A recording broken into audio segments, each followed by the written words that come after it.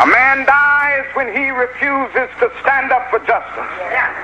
A man dies when he refuses to take a stand for that which is true. So we're going to stand up right here amid horses.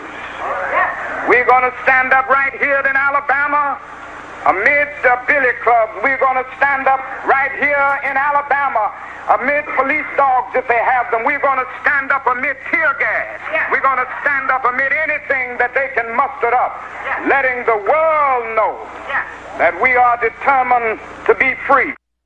And they most certainly did. In a week-long march mirroring the one made 50 years ago is set to start in Selma, Alabama today and end Friday with a rally at the state capitol. But with the Justice Department report showing systematic racial bias and the targeting of blacks in Ferguson, Missouri, can we really say whether the United States has made any real progress when it comes to race relations?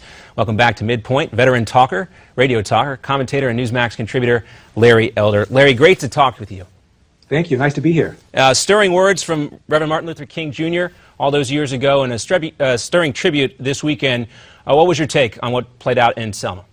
Well, it was stirring, and of course, that was a great man, Martin Luther King. That was a magnificent, telling moment in American history, what happened on that bridge all those years ago. But today is today, and the civil rights struggle is over. The good guys have won. Most of the things that we complain about have nothing whatever to do with civil rights. For example, President Obama gave a speech once, and he said that a kid growing up without a father, which is the case now of 40% of kids born today, is 5 times more likely to be poor, 9 times more likely to drop out of school, 20 times more likely to end up in jail. I just saw an article on Richmond, Virginia. 50% of the residents there are black. However, 86% of the households, black households, are single parent. Now, Ferguson is 67% black, which is larger than Richmond. I have no idea what percentage of kids come from single-parent households, but if it's at the same level as Richmond or higher, you're talking about 85% or so of these kids growing up without fathers. Now, if it is true that you're 20 times more likely to go and be in jail if you grow up without a dad, as Obama said, don't you think that's a far more relevant stat we should be paying attention to than the discrepancies at Ferguson, the arrest rates at Ferguson? It's far more important to talk about behavior rather than arrests. Arrests don't happen unless you have bad behavior. Well, that's a fair point. And, we can point, though, to things that have happened just as recently as over the weekend again. And I want to talk about what took place in Oklahoma there with his fraternity, Sigma Alpha Epsilon. Right. The fraternity and the university have shut that particular chapter down because of that video that has surfaced of them talking about lynching African Americans, them never being able to join this fraternity, which was started in the Deep South a long time ago. Maybe even, I don't even know if slavery was still around when it started, but we're talking about that long ago. So how can you say that race, this battle over race is over when you still have video like this surfacing? Well, first of all, you're going to have individuals in a country of 300 million people. You're going to have nutcases. 10% of the American people believe Elvis is still alive. And the reaction to this fraternity is what I think is telling. They shut it down. They shun these people. They're going to be difficult for these people to find jobs down the road. It's not like we swept it under the carpet. Let me get back to Ferguson for one quick thing. The biggest glaring stat in Ferguson, according to the Washington Post, was this one. Ferguson is 67% black. However, 85% of the traffic stops were black people. Ergo, racism. Wait a second. New York City, 23% of the population is black. 55% or so of the traffic stops are black. So the gap in New York is wider than in Ferguson. Why aren't we marching on New York? The answer is the mayor of New York, Bloomberg, has employed the aggressive policing that's caused the crime to go down, and he's proud of it. So don't give me this 67%, 85% ergo racism unless you want to say 23%, 55% in New York ergo racism. No one's yelling about New York. Why? Well, that's true. That's another fair point. You mentioned, we were talking about Oklahoma, and there was some very disgusting stuff. There was also some disgusting stuff that surfaced in the emails from some Ferguson employees. They have since been fired, so the appropriate steps, I guess we could say, have been taken. But again, it does smack of institutional racism when you read those things. And again, I haven't seen, I don't have the experience. No, it doesn't. No, it doesn't. It smacks of, you got 3 or 4 officers, I understand, sent out 7 emails. 1 was fired right away. 2 were disciplined. And the emails translate into what in behavior?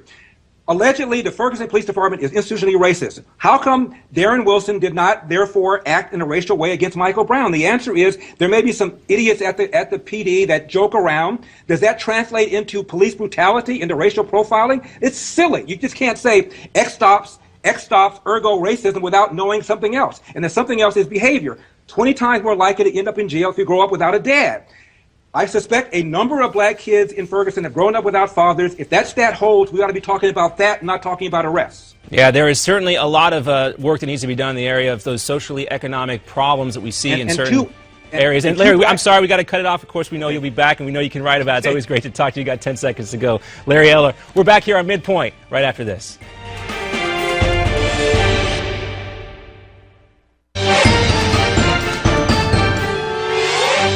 And we welcome you back to MidPoint. We didn't mean to cut off Larry Eller. We had a commercial break we had to get to. We're going to pick up the conversation. But Larry, I wanted to focus on this issue of voting rights, because it's come up in this discussion we've had on the 50th anniversary of Selma.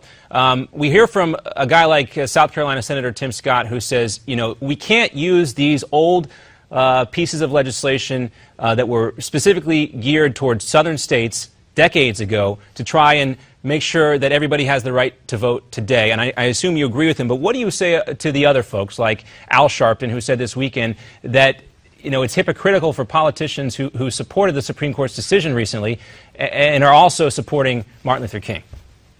I would encourage Al Sharpton to encourage black people to vote.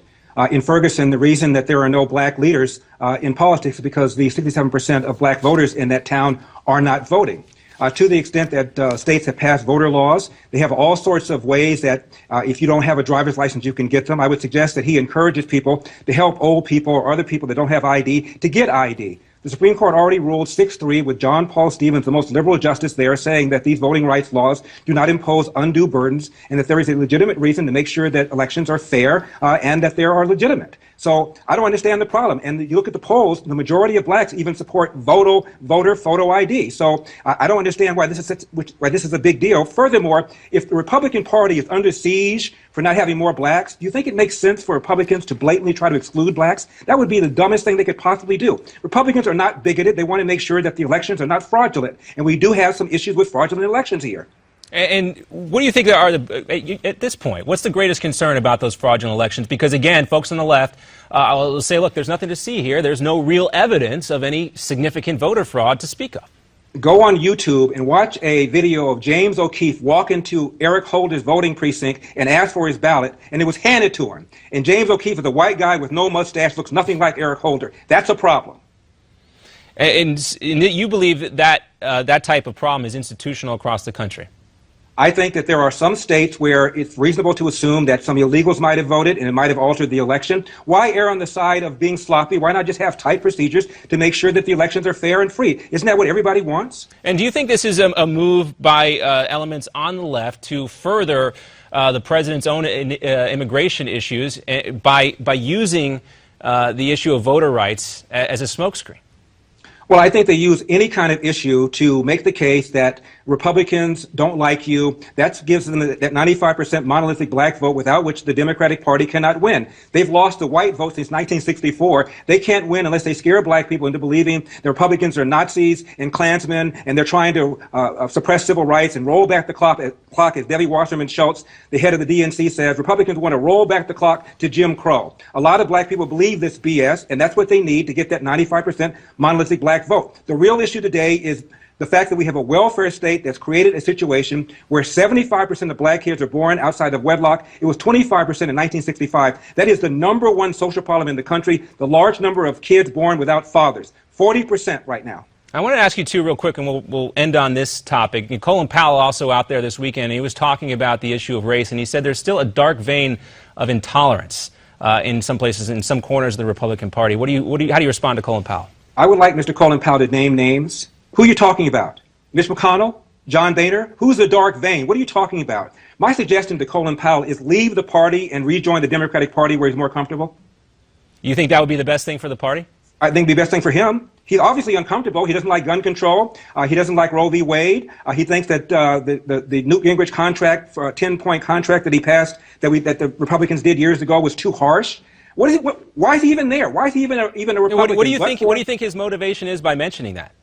I think he sincerely believes, as Obama sincerely believes, that racism remains a major problem in America. I do not. One more time, the way to success is to get an education, and I would argue, if I were Colin Powell, that a bigger issue is the fact that we have bad government schools in the inner city, and Democrats are beholden to the teachers union, don't want to change, they don't want vouchers. Republicans want to give inner city parents the option of getting their kid out of a bad government school, and overwhelmingly polls show that inner city parents want that option. If Colin Powell wants to do something positive, how about focusing on that instead of talking about how many bigots there are? Yeah, Larry, we're going to have to go again. I don't want to have to cut you off any more than I already am, but school choice, that is a key. That's something very important for the Republican Party. It could help them in a lot of these inner city areas. We'll be back with more here on MidPoint. We'll take a closer look at the roots of ISIS right after this.